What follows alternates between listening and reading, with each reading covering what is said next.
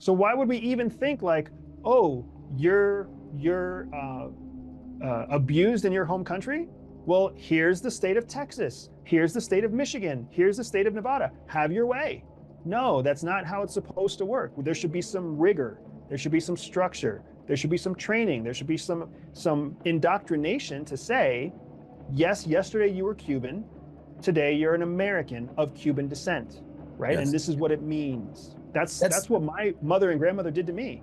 The opinions of the guests and host are their own and do not represent the opinions of Ironclad, the Border Patrol, or the Department of Homeland Security. We cut through the partisan talking points. We're not interested in perpetuating fear. We're interested in seeking truth, hearing what's really going on America's borderland. Welcome to Borderland, an Ironclad original. My next guest is Andrew Bustamante, a former CIA intel officer, former U.S. Air Force combat veteran, and the CEO of EverydaySpy.com. We talked about his experience in spying, espionage in this country, and so much more. Hope you guys enjoy it and check it out.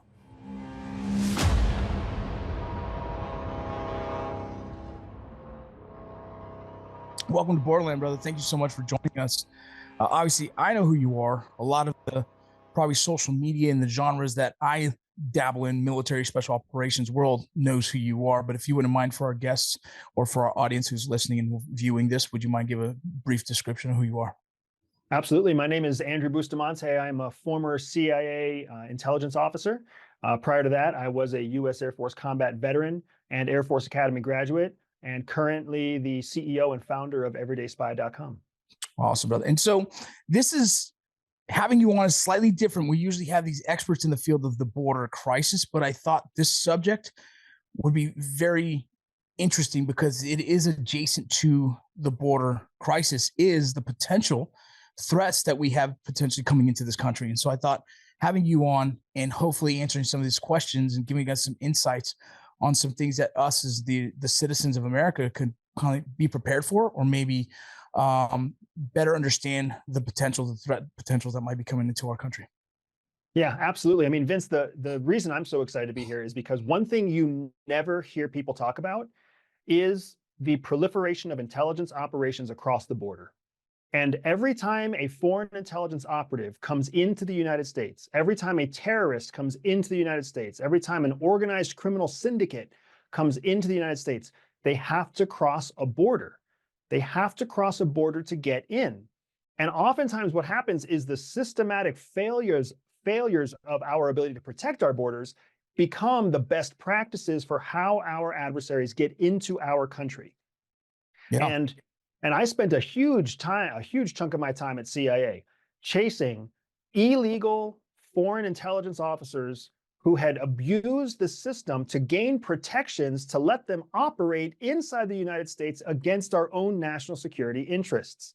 So when I hear about projects like yours and passions like yours for protecting the border, man, yes, it is adjacent, but it's adjacent in a way that like two trains are just bound to collide because there's so much impact there.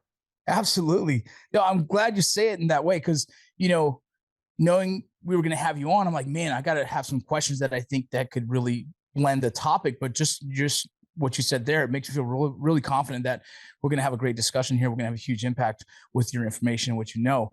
One of the questions I have during your time as a CIA intelligence, did you ever, and if you can't answer, please forgive me for asking questions that you might not be able to just we'll guide on to the next one. But have you ever had the opportunity or in your work have to navigate other borders? And when you gathered intel in other countries, potentially, my head is like, how did you come to the conclusion of which borders to cross and how to do it? And how did you gather that intel? And why that's important for me is what's possibly other intel analysts or intel spies are doing on our country. Yeah, you're exactly right. The big difference between CIA and FBI is that FBI is in charge of protecting and enforcing laws inside the United States. CIA, our job is espionage. Espionage is illegal in every country of the world. Espionage is illegal in the United States. The only reason that sworn CIA intelligence officers are allowed to execute espionage is because we've gotten a grant, a carve out from the president himself or herself that gives us the freedom to execute espionage operations that benefit national security for the United States. So we are trained criminals. Make no mistake, right? The best and brightest and the deepest pockets of the US government go into training CIA to commit espionage and acts of espionage all over the world, which includes crossing borders. So crossing a border in a place like the Central African Republic, or in the Democratic Republic of Congo, or in Burma, or in Peru, those borders are porous. It's very easy to cross a border in countries like that. And we'll still get into why and what makes it easy, Vince. But we also know how to cross borders into very strictly guarded countries. Russia, Iran, Turkey, right? There are countries out there that do not want anyone to cross their borders. And we are trained on how to cross those borders as well. And the fact that we can be operationally trained to do so shows you that the best intelligence officers in the world can do the same thing in the United States. Who are those best intelligence, best trained intel services outside of the United States? The Chinese, the Russians, the Iranians. You've got, that's like formal nation state actors, but then you also have formalized actors that have deep pockets that are not nation states, transnational threats, like weapons proliferators, human trafficking proliferators, weapons smugglers, terrorists, extremists, right? Whether it's from ISIS recruiting lone wolves, or whether it's from Al-Qaeda, who are actually training and creating operatives of their own in the deserts of Pakistan. Yeah, that's what, just from my experience of studying this and interviewing people, people currently, transnational organizations are coming from all over the world. I mean, places that we've never heard of in the past are now starting to cross our borders illegally. And in that same conversation, because I wouldn't just say currently, I'd say just our borders in general, it's pretty porous as well. As a border patrol agent myself, I would say we did the best we could for how many people we had boots on ground, and for the terrain if it dictated, and for the weather if it dictated. And so we did everything we could to do the best we could. Currently, it's a little different, right? We do have a massive influx of immigration. Some of them are posing as asylum cases. Some are asylum cases, and we have to kind of decide for that. But because we're a country that allows this opportunity, even if they've entered illegally, does that put us at a greater risk? I imagine just my own thought is like, this has to mean that other countries see this as like, now's the time, great opportunity, let's go. Yeah, you're exactly right. So because we are a country that emphasizes democratic freedoms, yes, and we're a country that even has a formalized system of asylum, right? Like other countries, if you look at a country like Sweden, Sweden just says, no, we don't care what political hardship you have, you're not coming here. But then they raise their hand as being like a neutral country, right? So we are one of the few countries in the world that say, hey, we will hear out your case. And oh, by the way, we'll pay for it. So you come to us, try to cross our border. And if we don't let you in, if we have to adjudicate your case, we'll still put you in a halfway house. We'll still hold you on the border. We'll still put our resources into enabling you to cross. What that creates, Vince, is an opportunity for well-funded and poorly funded transnational and foreign threats to send operatives in our direction. And here's why. If they are well-funded and well-trained, they can actually create a multi-year process to penetrate our border. For example, they can send an operative to a US school under a visa that allows them to study in that school, to then get a degree from that school, which then allows them to apply for jobs in the United States with their US degree and get yet a different type of visa that allows them to stay in the United States long term, and even work a path to residency or citizenship. And that's one of the biggest risks that we have in the intelligence world, is well-trained Russian, Chinese, and other foreign actors who get a chance to come into our school system and abuse the freedoms of our school system so that they can build lives as what are known as illegals, right? Essentially, they are here under false pretenses, but they've abused a system that rewards foreign skill sets, right? Meaning just foreign academic skill set to come in. So well-funded organizations can operate through that path. But even your poor funded organizations, think about your fractionalized Islamic extremists.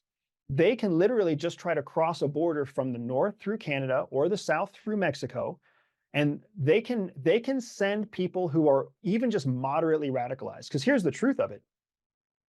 Radicals are often not as ideological as we think they are, right? Terrorists aren't gung-ho for dying for Allah. That's not where they start. Where they start is just, should I be an extremist, violent offender, or is it just an opportunity for me to get paid so that I can eat, so that I can find something better, right? It's very pragmatic. We think that extremists are like radicalized beyond saving. In reality, many of them are just distraught and stressed and poor. And extremism is the best way to get a paycheck because they can't get anything else. So when ISIS or when Al-Qaeda sends 50 people to cross the southern border, 10 of them get across and 8 of them end up on the other side wondering, oh, like, should I stay an extremist or should I just go get a job at McDonald's? So there's actually an element baked in to our border policy where we expect extremists will cross the border. And we expect that a certain percentage of them will simply discover the truth of the American dream, and they will abandon their extremist ways. Yeah. It is insane to think of it, but there are actual like actuarial calculations that allow for a certain level of illegal activity inside the United States because we know they will be de-radicalized or they will choose the American lifestyle over their original extremist goals. Oh, that's crazy. I just think about like, I joined the military because I needed money for my daughter. And then I fell in love because I found a new place for me that I can, I was like, oh, I actually blend in, I fit, and I'm actually pretty good. It's a similar kind of response. Someone comes to America, be like, hey, that sounded good at the time. It was just a means to get me here. Now that I'm here, let me just start a family and live the American dream. Exactly. But it works in both ways, Vince. It works in both ways. Yeah. Because here's the thing that nobody wants to admit. Sometimes you're perfectly rational asylum refugee speak, like those folks will come from poor, dysfunctional, broken countries. And they will come here with every intent to become a bona fide American citizen, right? But then when they get here, they get chewed up by our own system because we don't take very good care of our refugees. We don't take very good care of our asylum seekers. We don't set them up for success. And then after they're already here, isolated from their families, isolated from their culture, isolated from their religion, and abandoned, they can still radicalize. Yeah. And that's one of the most dangerous elements to, again, our border security challenges, is that when we let someone in, sometimes we cut them off from their own culture and resource network, and then they radicalize from within. And that's how ISIS targets us from within the United States. Yeah, it's very similar to the Mara Salvatrucha, the MS-13. A lot of them were illegal immigrants that come down to LA. A lot of them didn't fit in because they weren't Mexicans. So then they created their own little gang that eventually became more powerful because they had to be more violent to gain respect. It's a similar concept to that. I want to go back to what you said, that some of the well-funded transnational organizations, and they come here on false pretenses, a visa, they get an education here.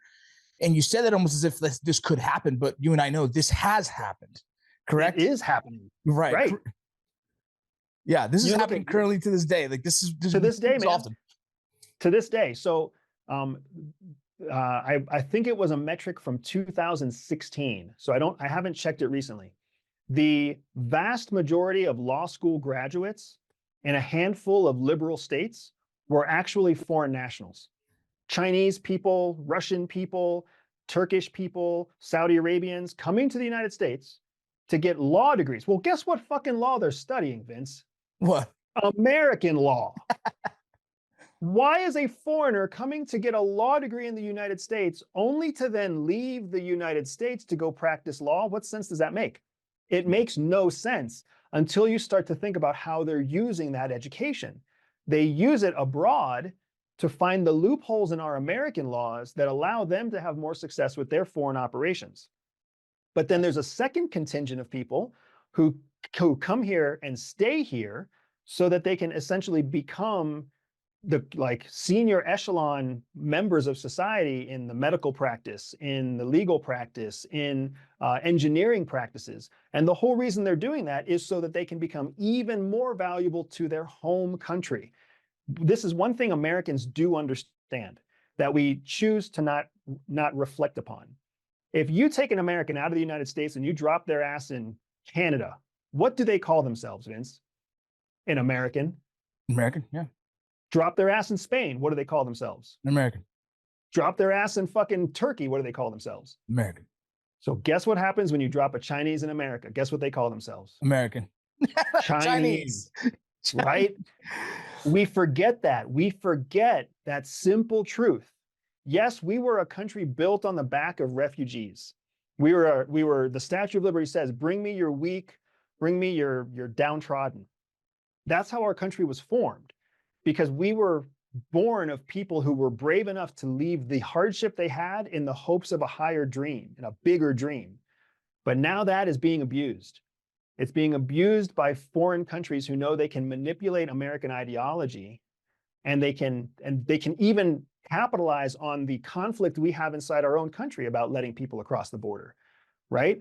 And that is a messy, messy situation that can be that is vulnerable to abuse, and we're seeing that abuse. And just like you and I, we know it's happening right now, completely legal. There's students in UCLA, students in Villanova, students at the University of Miami, students at Georgia Tech, who are a year away from graduating and being invited into the senior echelons of American government and private consulting, and they are here under false pretenses. Yeah, crazy. That's I don't know if a lot of America is ready to believe that, right? We're in a really weird time where I did a stint with psychological operations during my time in the military. And so I realized how hard it is for people to take in information at times and to grasp what's truth and what's not. It's part of the division we have currently in this country by all the media that's using, influential, I wouldn't say shop in itself, but using media campaigns to essentially influence individuals in their thought process.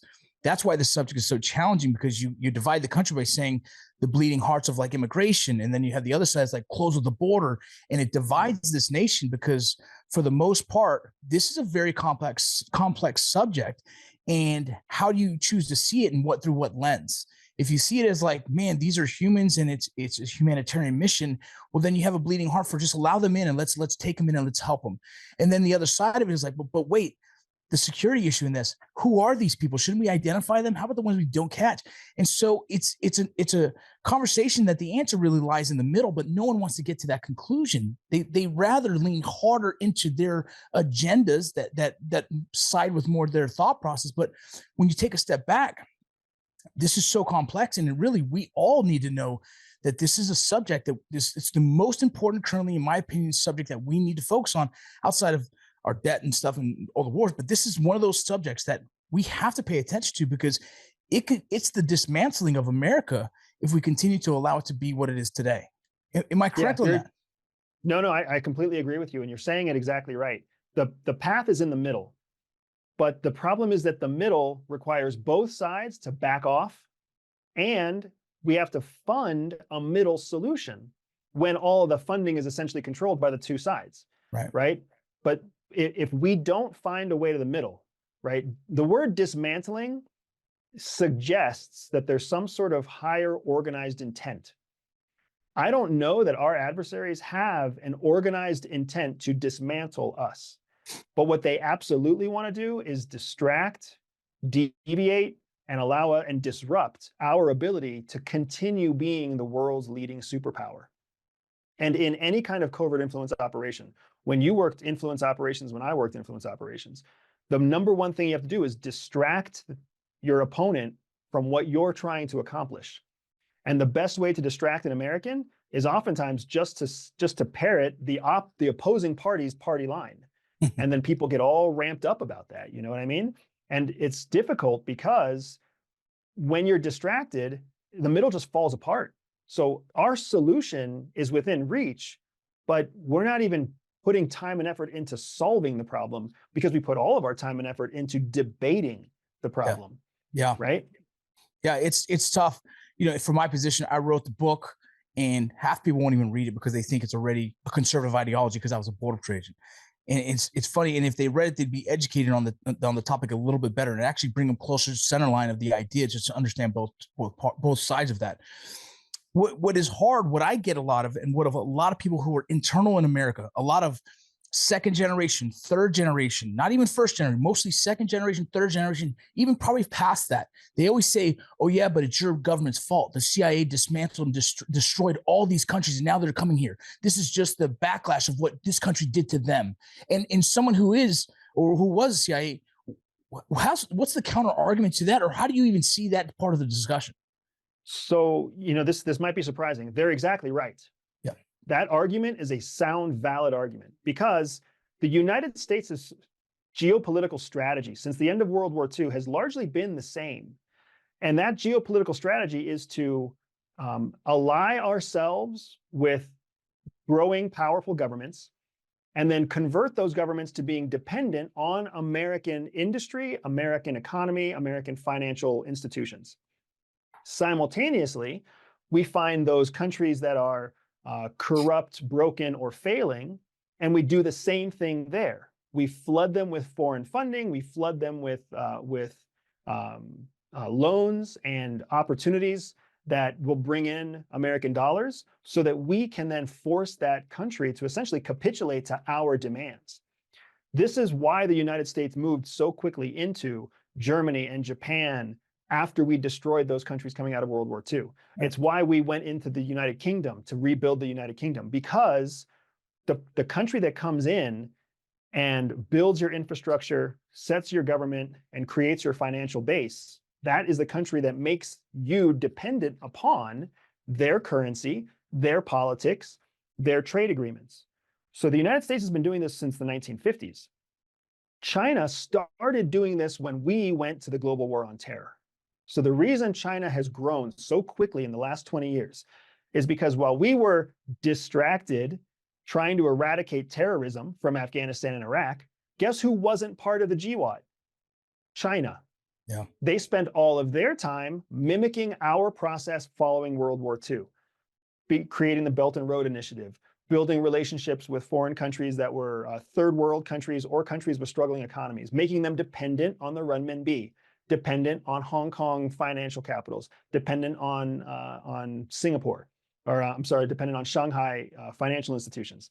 So that's how the rise of HSBC, the rise of Huawei telecommunications, the rise of the central banking system of China, all of that happened during the 20 years of the global war on terror because they took a page out of our book.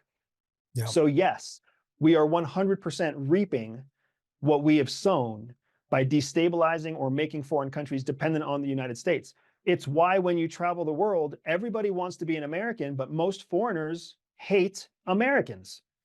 They want to come to the United States. They want to be tied to the American dollar, but they don't want to say anything good about an American citizen, because we've created this weird sort of juxtaposition where our economy and our dream is worth fighting for, but our people are somehow entitled and and ignorant and the rest of the world is the first one to label us that way. Yeah, it's always when someone says, I'm like, yeah, but I don't know how to fix that. I know how to fix now. It's such a tough one. Like, I got it. I've read it. I understand it. I've studied it. And all I can say is like, the government, dang it, damn them again. Well, this is one of those things. There's a couple of things that I think it's changeable, right? Yeah. Rocco, I think it's changeable, but we have to ask ourselves a few hard questions. Hard question number one, are we willing to keep tying ourselves to a 4-week or a 4-year rotation of who our commander-in-chief is? Because when you have a new commander-in-chief every 4 years, or when you debate who that person is, or when you politicize whoever that person is, what that means is you can never have a budgetary cycle that lasts longer than 4 years, because the next president changes the budgetary priorities. Well, guess what happens when you have like Russia or China, where you have the same president in place for 8 terms? Now, all of a sudden, you have funding that's secure for a 10-year mission, a 12-year mission, a 20-year mission. In the United States, like 5 years is the longest budgetary cycle that we have. Most budgets only last 1 fiscal year. That means the money that we give you as a as a Border Patrol officer this year, you have to spend it this year. Do you remember? I'm sure you remember the ridiculous ways that we would spend money at the end of the fiscal year. Yes. They're like, hey guys, we have 30K. We got to spend it. We'll never get it again. Yes, exactly right. That's the way that we think in the United States. So we can't create deep cover operations like the Chinese can. We can't. Could you imagine what office would identify a 19-year-old kid to go to spend 5 years studying law in China and then spend another 4 years building their own legal practice in China and then become activated as an intelligence asset? Yeah. Who would pay the bill for that? Yeah, it'd Nobody. be scary. It'd be scary because they might, hey, we liked that before, but we're not paying for that no more. So just leave them hanging. Like, oh my God. Correct.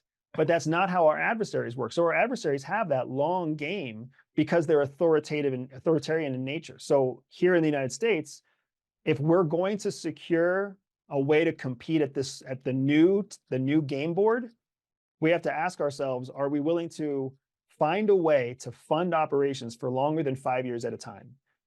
And then second to that, if we are willing to fund conflict or fund operations for longer than 5 years at a time, how do we vet the people that we will put into those positions? Because you're essentially putting a great deal of trust in an independent resource that's going to have very little supervision. And CIA used to be an organization with very little oversight. And then 9/11 happened because CIA became so entrenched in feeding its own pockets that it lost sight of the larger mission. FBI was guilty of the same thing. That's why 9/11 was the biggest intelligence failure in history. And from that failure, they created the Director of National Intelligence. They created the TSA just to keep these two organizations in check. So it's a checkered history, dude. And you're right, like, oh, the government fucked up. But what the government needs to do now is evolve. Yeah. And that evolution is not going to feel good, just like puberty doesn't really feel good, right? So long ago, I try and forget about it. I still can't. You know, why don't we as a country, and this is just an off the wall question, why don't we as a country now go back and try and build those countries back up? Is it because we already have a bad reputation? No one trusts us. Everything we do is kind of tainted and like, yeah, what are you doing this for? Is it for your own benefit? Yeah, we've also lost some of we've lost what the Middle East calls wasta. We've lost some of our momentum. We've lost our influence. We've lost our impact because, 10 years ago, if you wanted a free check, there was only one country you could ask for a free check, and that was us. Well, now China's writing free checks too. Yeah. So now every country in the world gets to choose, do I want to partner with the Americans or do I want to partner with the Chinese? And partnering with the Americans means we're going to force democracy down your throat. But partnering with the Chinese, they're like, well, you can do whatever the hell you want to do. You want to be a warlord? Be a warlord. Just pay back the loan. You want to be a dictatorship? Be a dictatorship, but pay back the loan. For us, we're like, oh, no. We don't give anybody money unless they are a democracy with fair and free elections that also does this and also does this. And there's again, going back to your part about hearts and minds, there's like the people who very much want democracy to work all over the world. I've been around the world. Fucking democracy is not going to work everywhere in the world. Democracy doesn't, just like some students shouldn't go to college, they should go to trade school. Some fucking countries shouldn't get democracies. They should stay under some sort of authoritarian rule. Arguably, we were better off leaving Saddam Hussein in place than we were taking him out, because the country was stable and anti-Iran when he was in place. But we spent 2 different wars trying to get that guy unseated, right? I wonder, Rocco, if our solution isn't necessarily in trying to make things better as much as it is in taking a turn inward and becoming more isolationist again and just rebuilding our own internal capabilities, building our own student capabilities, our own tech capabilities, our own foreign language capabilities. Because right now we are incredibly vulnerable because we are so dependent on a globalized economy to keep our own economy up to snuff. Yeah, it's a scary time. It's why the border conversation makes me even more nervous, because just the tactical brain of mine, right, is always nervous about the worst case scenario, and I seen what's happening currently on our borders. I see the vulnerabilities. I see the numbers that the CBP posts about, terrorist ties of the people that come across and that they've been able to apprehend, and some that they miss. And so internally it feels almost like the Trojan horse. We're the Trojan horse, and we're just stacking adversaries here in our country currently, the ones that we can count for, the ones we don't. You, as a CIA intelligence officer, what was part of your system in trying to identify these individuals so you can get them out of the country, or at least apprehend them? Yeah, it was tricky because once the truth is, once somebody has set foot on American soil, a certain element of American laws and American privileges and citizen freedoms automatically apply to them. So once they cross the border, and this is what people don't understand, once a person crosses the American border, they gain some of the rights of our own citizens. Yeah. It becomes very difficult to track their phone. It becomes very difficult to monitor and put surveillance on their home. It becomes difficult to clone their computer, because they gain some of the rights and privileges of our own citizens. Because if you imagine the United States as being like, under a dome, they've essentially they've entered the protected zone. Yeah. So while they're outside, we have options. Once they come inside, those options are greatly reduced. And the options that you do still have require multiple levels of bureaucratic approval. You need local municipal law enforcement approval. You need district approval. You need political approval. And then you get to the federal level, and then you need more law enforcement approval and more political approval.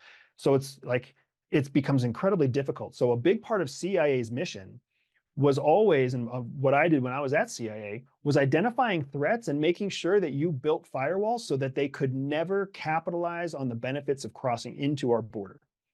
You put people on blacklists. You put people on suspect lists. You put people on secondary lists, meaning when they hit the border, they get pulled by Border Patrol into secondary for more advanced interrogations.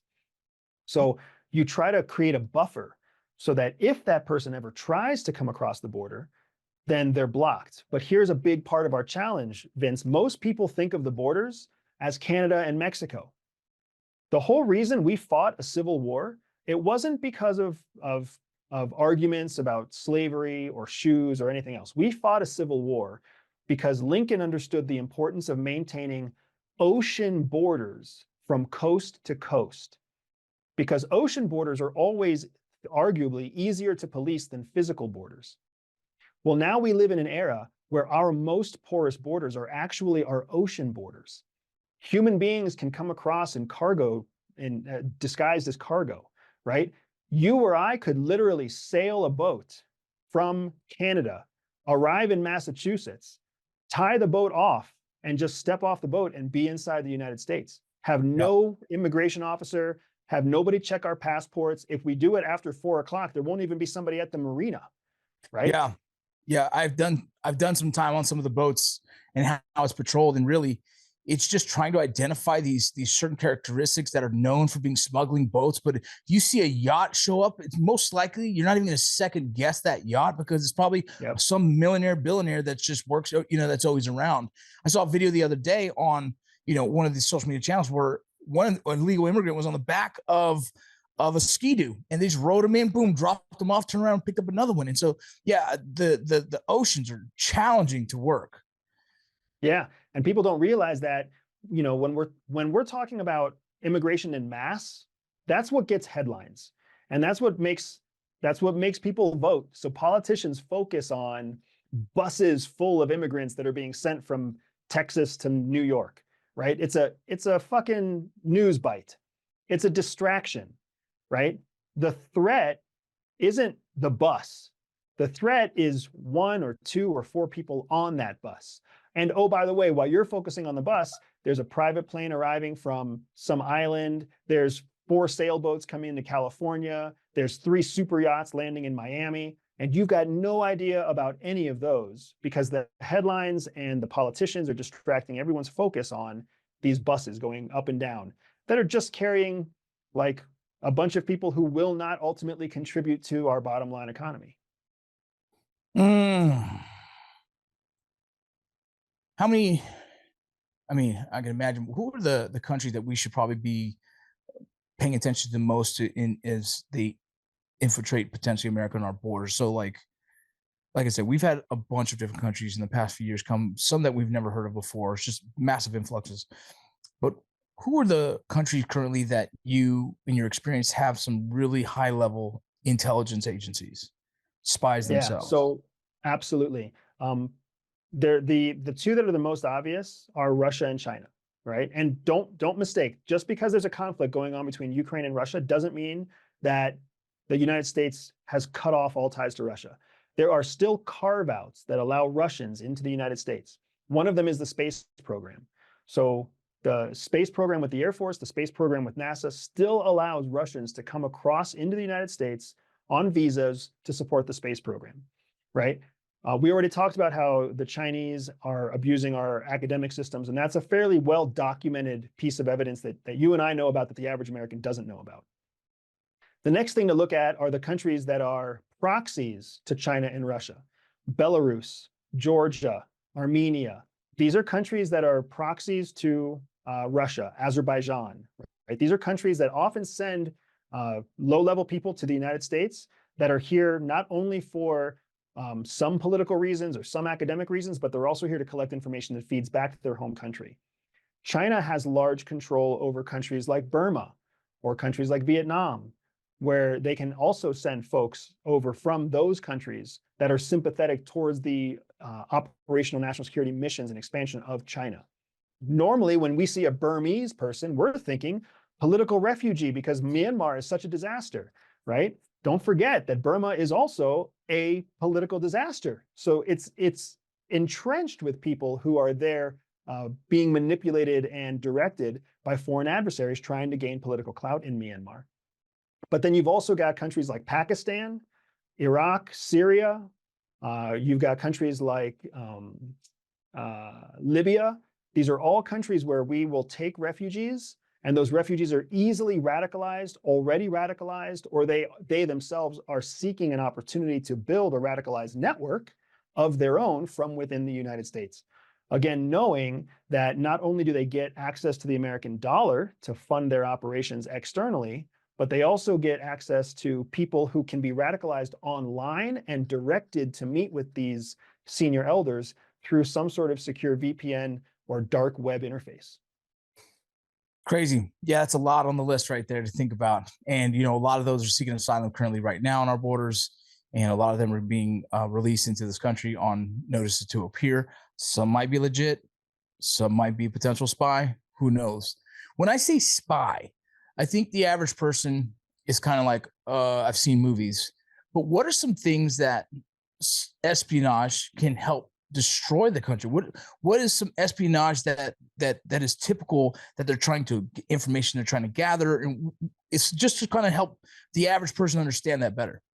Yeah, absolutely. So when you hear the term spy, spy is not a professional term.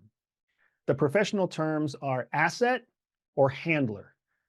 Asset is the individual who has access to secrets and gives those secrets away. That's the asset.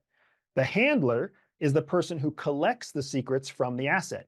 So that's the person who gives the asset orders, gives the asset directions, gives the asset money, or whatever else they need. So you've got assets and handlers. When you hear the word source, source is a term that relates specifically to the asset.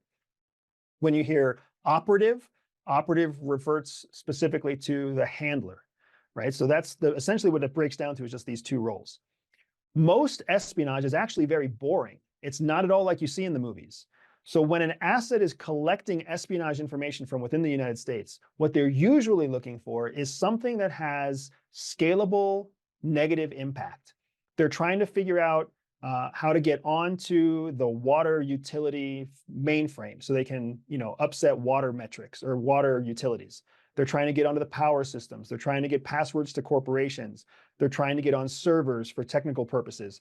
They're trying to figure out corrupt politicians. They're trying to figure out corrupt nonprofit or non-government organization leaders, right? They're trying to work their way into areas not of influence themselves, because a good asset never becomes a name brand. They don't become the CEO. They don't become the mayor.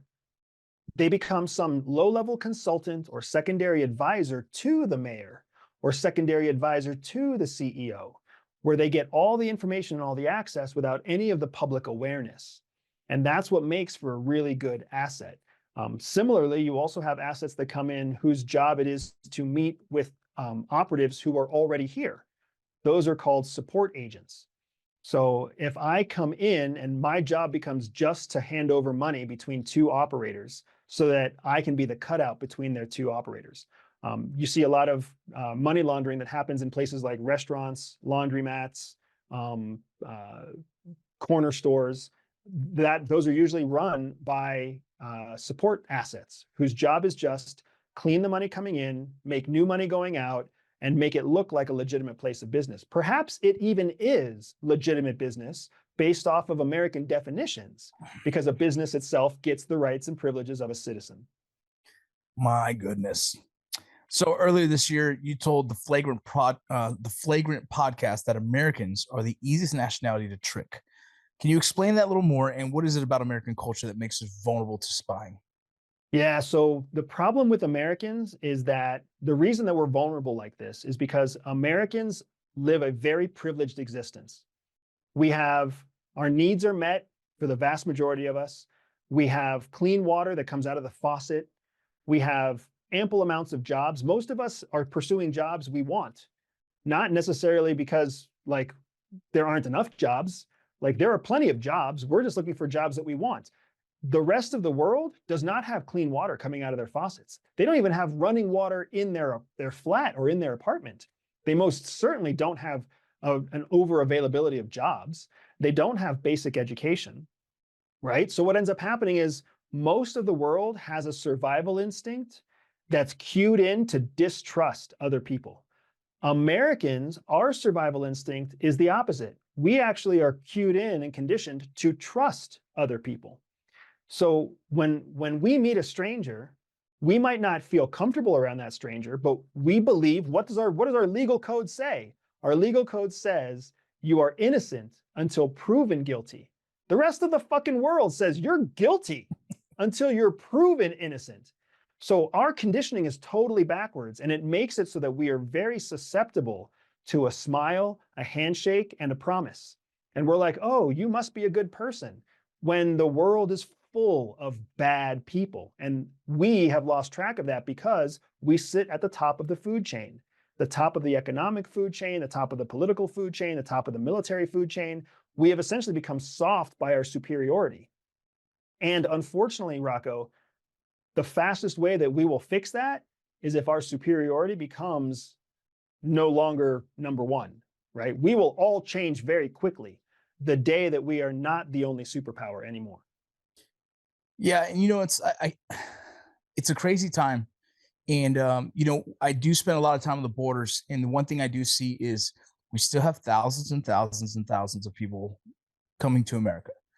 A good majority of that is still looking for looking for safeties, looking for economic opportunities, looking to protect themselves from whatever's going on in their countries. A handful, I imagine, is here for nefarious reasons. And as long as I continue to see that, I feel like, man, we're still the country people believe in. Like we're still across the world, it feels people still believe in whatever America stands for. But more and more, I start to get nervous on the tactical sense of the vulnerabilities that we've had throughout the past several years. If not, the border's been a kind of an area of threat. Recently, the U.S. Customs and Border Protection reported that over 24,000 Chinese nationals were apprehended crossing the border. How does that make you feel? I am so glad we have Border Patrol in place. That's the first thing that I feel, right? Somebody's doing that job.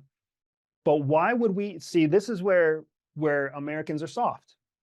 Ask yourself the question: why would Chinese nationals be trying to come to the United States legally or illegally? Why would they leave a country like China to come here? Is it because of the American dream, the American ideal? Maybe, but you're talking about tens of thousands of people coming here. What does that tell you?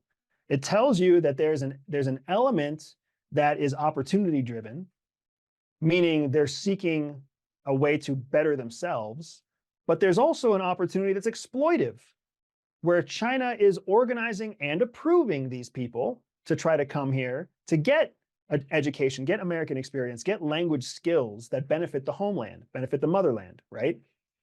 You don't see wealthy countries trying to get into other wealthy countries at that mass, right? When, like, how many Norwegians try to get into Germany? How many wealthy Emiratis try to migrate to the UK? Like hundreds, maybe, but not tens of thousands, right? Yeah. So for me, what it shows me is that we have adopted. We are absolutely a country that people realize there's a dream and an ambition here that doesn't exist anywhere else. Yeah. And that makes us in demand. The way that we maintain our status of being in demand is by being very particular about who we let in. Like, that's the thing. What makes a good country club? Is a good country club the country club that lets everybody in? No. No. What makes a good golf club? The club that lets everybody in? No. What makes a good gym? The gym that lets everybody in? No. Right? You have to have a way of cultivating high production, high value assets that you let into your organization. We need to treat our country the same way. Our country's our greatest asset. And we've politicized it. We've turned it into this thing where, like, we have to give people an opportunity. No, you don't. We are not here. We are not in the business of giving other people opportunities they haven't earned. If you come and you want to immigrate into the United States and you are willing to put yourself through a very strict, organized process to qualify for the opportunity, hell yes, we want you. That's how we were born. But if you think you can just run away from one country and cross a border illegally and then start working on a farm and just never get caught, that's not the American dream. It's tough because, you know, those 24,000 Chinese nationals that were apprehended, a majority of them were probably not deported. Majority of them were probably released into this country under the NTA, notice to appear, because they were seeking asylum. Yep. Which is crazy loophole, right? It's a crazy, maybe unintentional loophole.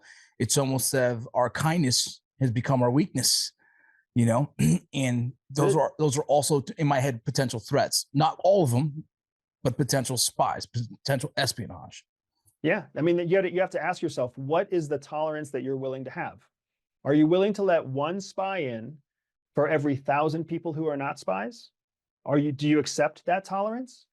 Are you more like, you only want one for every 10,000? Are you someone who only wants one for every 100? Like, we're not even asking ourselves these questions right now. Instead, we're focused on the political promises of you know, what it means to be an American and what it doesn't, and what it means to be un-American, and what is constitutional and what is not constitutional.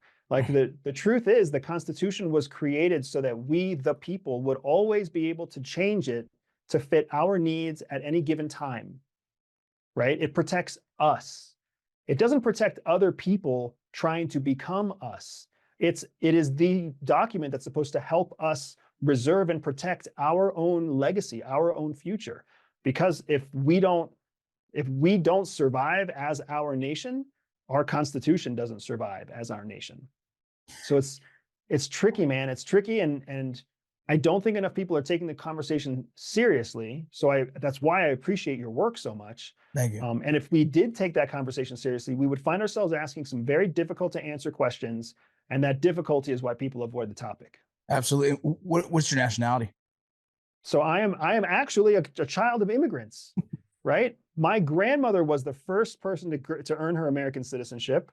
My mother and myself. So I am technically a first generation born American citizen, and my children are third generation or second generation, right? So I am all for immigration. If anything, all you need to do is talk to a first generation immigrant, and they will tell you, lock down the borders. And you're of Mexican descent? Mexican descent, yes, sir. Yeah. Well, that's what makes the conversation more interesting, is like, at some point we're going to have to say, I get what you need because of maybe humanitarian crisis, maybe for economic crisis, whatever. But at some point we're going to have to just say, not right now. We have to focus on us internally. And that's hard. It's hard for people to grasp that. It's hard for people to have that hard truth. And it comes down to, well, we need a future of this country for us to continue to maintain this country and for you to still have a country to run to that has the opportunities that you're seeking. And Correct. we forget that. We do. We've got to remember that everything happens on a timeline, right? When a child turns 16, do you give them keys to your car? No. You expect them to learn how to drive first. And then you expect them to pass a driving test. And then you expect them to drive under a permit. And then you expect them to drive with a license. And then you expect them to drive a beater car. And then you expect to maybe let them borrow your car, right? We don't go from, oh, you're 16, here's my Lexus. That's not how it works. So why would we even think like, oh, you're abused in your home country?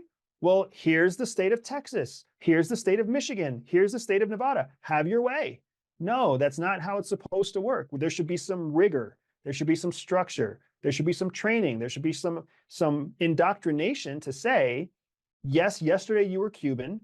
Today you're an American of Cuban descent, Yes. right? And this is what it means. That's what my mother and grandmother did to me. I think that's the hard part, because I'm actually writing a piece on this personally right now, because it's such a hard thing to explain, the spectrum of assimilation, how some people choose to assimilate fully into the American ideologies, but then some would almost attack you for saying, oh, and now you're whitewashed, right? And it's this really crazy thing that our own culture, right? The Latin culture tends to eat its own in that conversation, because nobody really understands what's too much and what's not enough. And my whole life, I was either too brown in some circles or too white in others, right? Because I didn't speak Spanish, right? And so trying to find my way growing up was this really interesting thing, but it's only multiplied now as someone who's in the public eye, who wrote a book about the Border Patrol. All of a sudden now I'm public enemy number one to those who or live in this country, but also don't agree with having, a border patrol or having border laws. They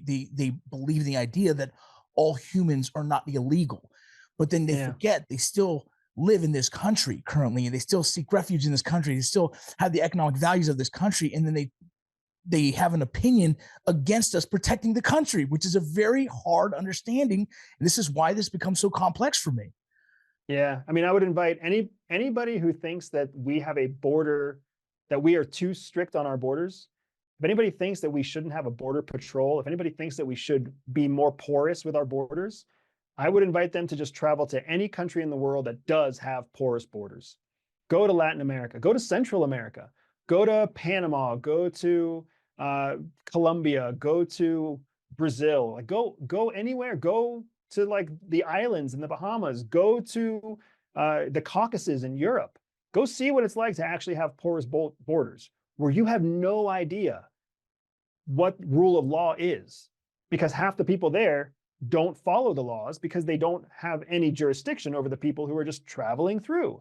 Trucks that just come and go, planes that just come and go, boats and people that just come and go on bicycles sometimes, like mopeds and scooters that literally cross national borders without being interrupted. Even better, go to Africa where you're exploited at every border, where warlords will make up artificial borders and hold an AK-47 at your face and extort you for all the money just so that you can cross from one village to another village, because there is no rule of law. There is no border in place, right? Borders are part of what make us great. It's what defines our nation. It's what separates us from our neighbors. It's what separates us from the ocean. Our freedom is tied to our borders. That doesn't mean our borders should be something to be afraid of. It's not something to be cherished. Absolutely. The last question I have for you is, how do we keep our country safe? In your opinion, what we need to, absolutely, man. What we need to do is we need to take back the power that we have as citizens. Like we have the right and the privilege to vote. And voting is the thing that we can do. Not voting for the president, voting for Senate, voting for Congress, voting for local district seats, voting for mayor, voting for, your local constabulary. Like, we need to exercise that privilege to vote, because the people we vote for at the lowest levels are the people who shape the opportunity for who we will vote for in the future to higher levels, right? If anybody's looking at the lineup right now of the president, on the Democratic side or on the Republican side, if you don't like the choices that you have, if you look at it as two bad choices, you're essentially seeing what happens when we don't exercise our right to vote 3 years in advance, right? Because everything plays out over time, just like we talked about with that 16-year-old getting their driver's, passing the driver's ed test all the way to getting the Lexus keys. Like, we have to recognize that we have to exercise our freedoms every single day in order to have predictable outcomes for our freedoms in the future. And that's how America, in my opinion, that's how America fixes itself. We got to stop relying on politicians to fix it for us. We need to start choosing our own politicians and pulling their ass out of office when they don't do what we tell them to do. Love that. Love that. Anything else? Last things you want to say for the audience? Anything? I just appreciate being here, Rocco. I appreciate the work that you're doing. I think it's such an important topic that people don't think about or focus on enough. I spend most of my time talking about the geopolitical implications across borders rather than focusing on the American border. So it's been a real privilege to me to have a chance to sit here with you today. Absolutely. Anytime you need me, man, hit me up. We'll connect later on down the road. All right. Thank you so much Absolutely, for your time. sir. Appreciate it. Take care, man.